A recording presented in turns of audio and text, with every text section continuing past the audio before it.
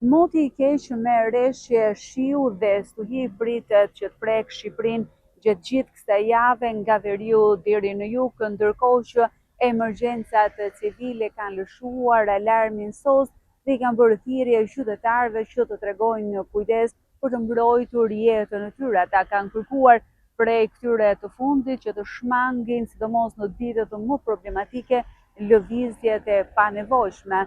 Ndërkohë, 2 nga ditët më problematike pritet që të jetë e marta dhe e mërkura, gjithsesi rreshtet pritet që më pas të t'ia lënë vendin temperaturave të ulta dhe ngritësave në rrugë. Duke nisur nga kjo e hënë në mbrëmje deri ditën e njëjtë në të gjithë territorin pritet përkeqësimi i motit me rreshje me intensitet të lartë.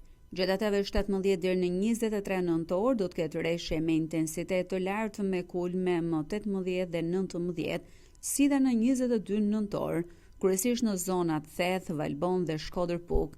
Drejtori i përgjithshëm i Agjencisë Kombëtare të Mbrojtjes Civile Haki Çako tha se data 18 pritet të ketë rreshje intensive në të gjithë territorin, por intensiteti më i lartë pritet të jetë në qarkun e Gjirokastrës.